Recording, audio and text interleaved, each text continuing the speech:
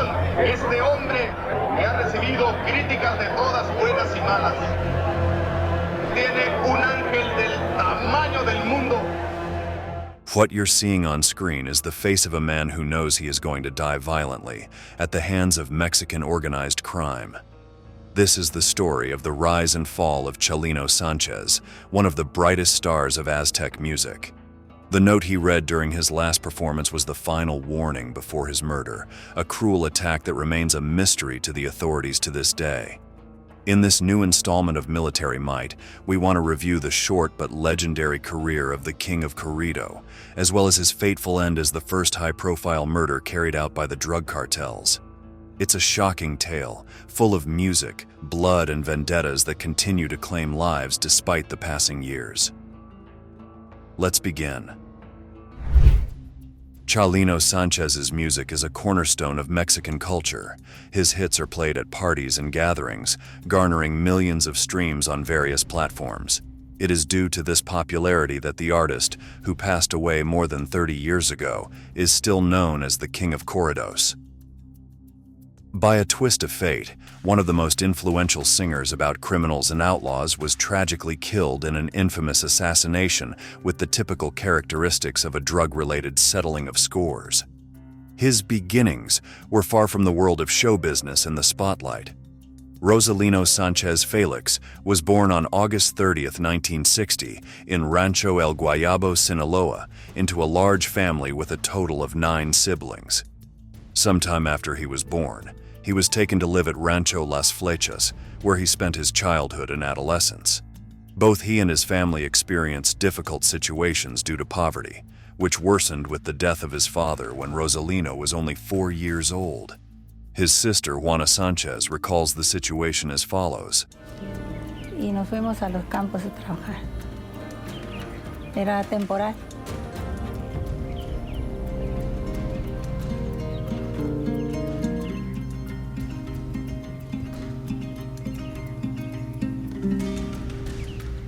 Chalino era mi compañero allí. Siempre trabajábamos hilando juntos el tomate. Eso sí, cante y cante por donde andaba, parecía un pajarito ahí. Y soñando con lo que le tocó vivir y sigue siendo. Me gustaba mucho cantar. Cuando andábamos trabajando en el campo, él siempre andaba cantando. Y pues su sueño fue ser un gran cantante, en verdad, siempre. He soon lost his shyness and developed an almost innate instinct for showmanship and the desire to entertain his audience. According to the authorized biography by his family, Chalino felt a passion for singing from a young age, inspired by the voice of Luis Perez Meza, whom he considered his greatest idol. He only received schooling up to the primary level and never had formal musical education. Some things can't be learned, they're inherent. Another of his idols was the revolutionary Pancho Villa, to whom he owed his taste for firearms, with his favorite being the .45. His brother Lucas stated in an interview that Chalino never used them for wrongdoing. However, he did describe Chalino as a violent man who since childhood enjoyed fighting every day. In 1977, upon turning 17, Felix emigrated to the United States undocumented, a feat he accomplished with the help of a partner who smuggled him across the Baja California border in a truck. Once in the U.S., he began working as a laborer in the fields of Coachella and took on various other jobs. During those long hours, he occupied his mind by composing songs and singing classics for the enjoyment of his co-workers. Just when he thought everything was going well, a tragedy struck his family. His brother, Armando Sánchez, was found murdered in a hotel. The man had been betrayed by a close friend, and both were involved in shady dealings that were never fully detailed. This event deeply affected Chalino and inspired him to write about death, drugs, and love, a trilogy that is quite common in the corrido genre. The Mexican singer Graciela Beltrán describes that tragic influence as follows.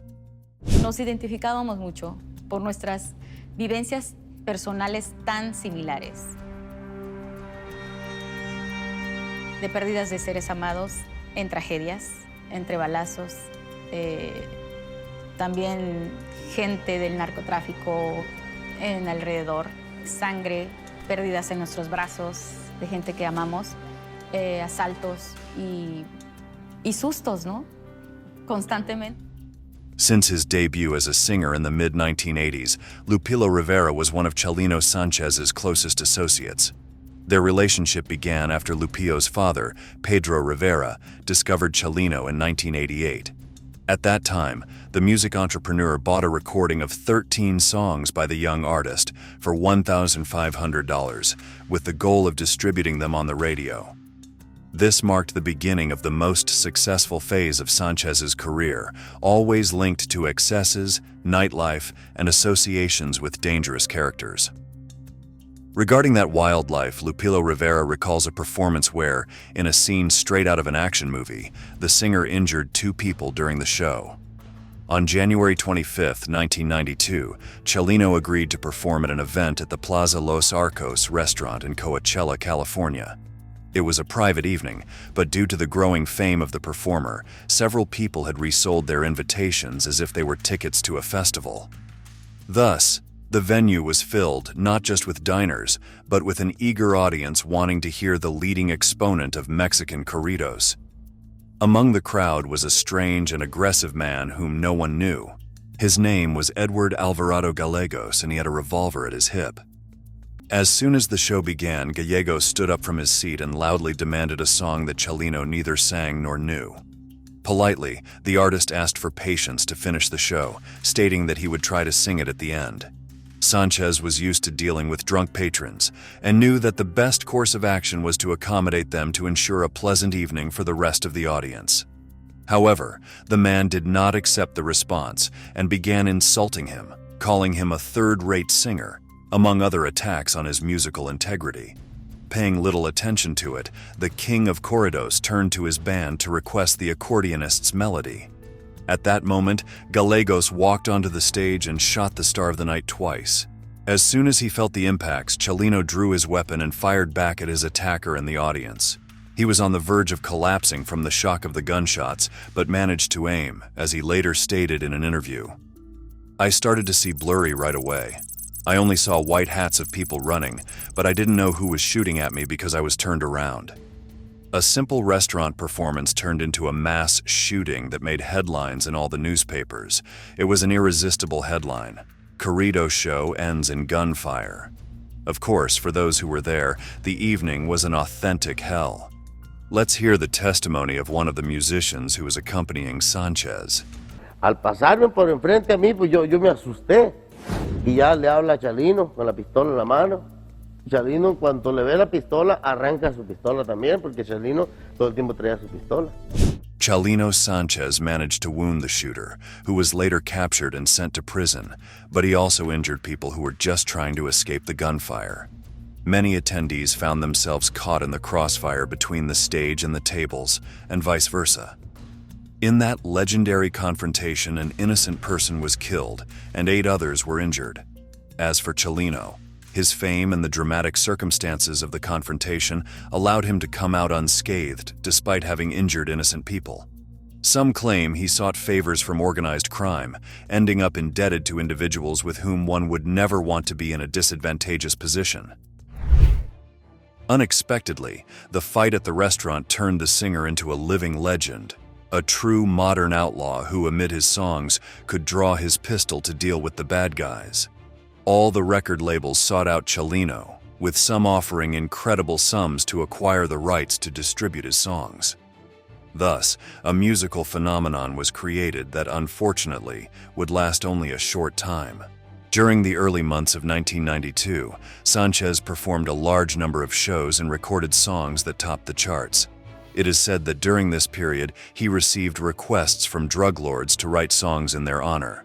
Much like in the Renaissance, when patrons commissioned paintings from the most famous artists, cartel bosses did the same, albeit with drugs and death involved. El ambiente de Chalino siempre fue muy fuerte entre gente que se dedicaba al narcotráfico.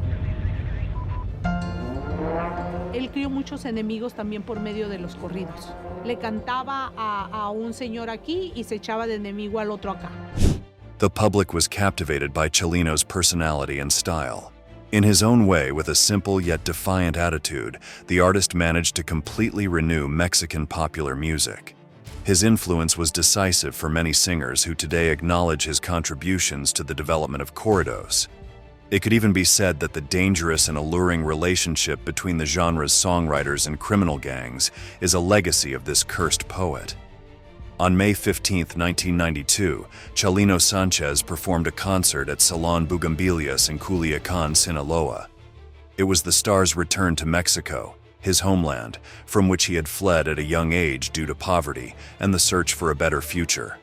In the middle of the concert, while performing the song Alma Enamorada, he received a mysterious note from the audience, and upon reading it, his expression changed. As we mentioned in the introduction, this historic moment was captured by the cameras present, leaving behind a unique record.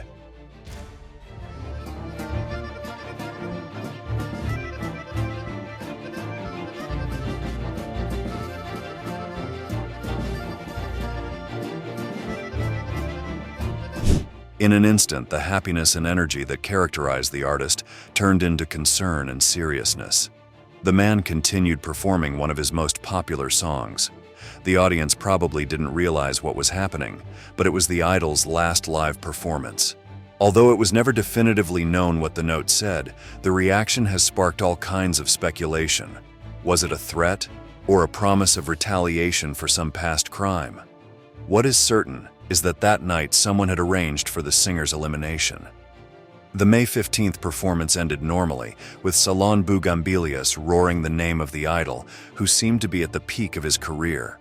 Nevertheless, the content of that mysterious note loomed like a dark cloud over his head. On May 16, 1992, Sánchez was traveling in a suburban truck through the streets of Culiacán. Despite the threats, he felt comfortable in his hometown and did not believe in fear. He was a brave man who preferred to face dangers head-on. Unfortunately, the vehicle was intercepted by people dressed as federal police officers, but they were not law enforcement. They were hitmen with orders to kill him in cold blood. At around 6 a.m. the next morning, Chalino's body was found beside a road with 2 bullet wounds in the back of his head. He was also blindfolded and had his hands tied, all typical signs of a murder carried out by Mexican organized crime. The death of the star shocked all of Mexico. The rising star had ceased to shine overnight. At that time, such executions were not as common, especially involving famous and well-known victims. In this sense, the king of corridos was one of the first high-profile targets of the Aztec drug cartels. His widow Marisela Sánchez describes it as follows. Sí sentimos mucha tristeza al mirar que fue uno de los pioneros también donde empieza el crimen, donde empieza todo este tipo de violencia. Desde entonces, docenas de músicos mexicanos han perecido en medio de atentados y en la mayoría de los casos las muertes han quedado impunes. Yo pienso que es una historia diferente en cada cantante. Yo pienso que cada uno lleva su propia historia, su propio motivo. El por qué lo hacen, yo creo que nunca lo vamos a saber. Marisela was right. In many cases, including that of her husband, the true motivations behind the murders become a mystery that fascinates fans. Let's return to that somber May of 1992 to conclude the story of the Corridos star. After a great media uproar and a brief police investigation, people settled for knowing that Chalino had been a victim of drug-related violence. His remains were buried in an imposing cemetery in a place called Los Vasitos, Sindicatura de las Tapias, located in Culiacán, Sinaloa. The same land where he was born became his final resting place. To this day, that grave is a site of pilgrimage and tribute to the fallen idol from both his fans and his family.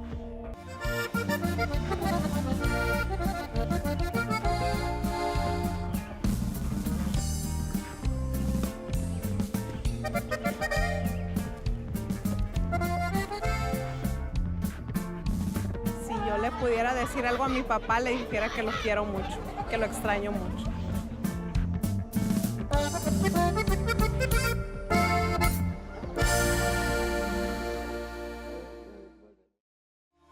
After the morning came the questions. Who killed the artist and what was the motive?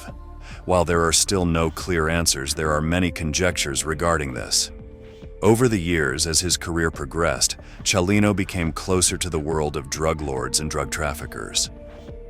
From this background arise two hypotheses that could clarify the case of his premature death. The first suggests that, as a young man, Chalino witnessed a murder as part of a criminal feud. According to this story, the musician reported the events to the police, earning the hatred of the cartels. This would have forced him to emigrate to the United States due to the numerous death threats he received. Since then, his life would have been linked to the constant danger of being killed for that testimony. The second theory is even more horrendous and heartbreaking. Some claim that one of his sisters was raped by a cartel member, a violent hitman who unleashed his fury on the woman. When Chalino Sánchez was 17, he witnessed this horrific act and took revenge on his own by killing the perpetrator. According to this version, this is what led him to migrate to the United States, where his musical career began to thrive. The second hypothesis about the reasons for Chalino's murder seems to convince more people.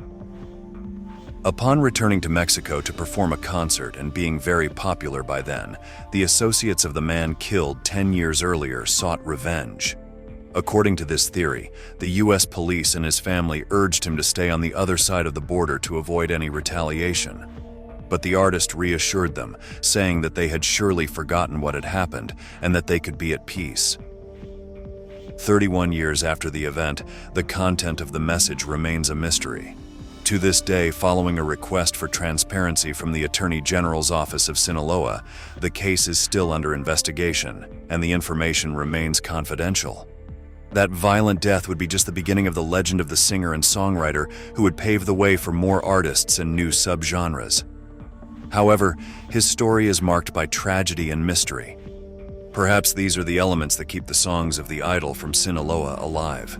Let's hear the words of Marisela, who continues to remember her husband, the idol of the masses. Nos genera mucho orgullo, nos genera recuerdos, nos genera tristeza, nos genera muchos sentimientos encontrados. Yo creo que aquí se vive, se siente el recuerdo de Chalino Sánchez, del padre de mis hijos, de mi esposo, de todo lo que él nos dejó. Before we say goodbye, we'd like to hear your opinion on this case. What do you think the note Chalino received on that fateful night in 1992 said? Leave your answer in the comments box. High-profile crimes have been on the rise in Mexico. The cartels do not respect social or political status. They only understand messages of violence and are willing to eliminate popular stars to settle scores or to send a message to their enemies. Whether it's the murder of Valentin Elizalde or the threats against Peso Pluma in current times, these situations are another example of the hostile environment created by drug fronts. No fame or money can protect you from their wrath. This brings us to the end of the video. If you want to learn more incredible stories like that of this popular music figure murdered by the cartel, we invite you to subscribe and activate notifications. This way, you'll stay updated with all our latest content. Without further ado, we say goodbye until the next installment of Military Might. Thank you for joining us.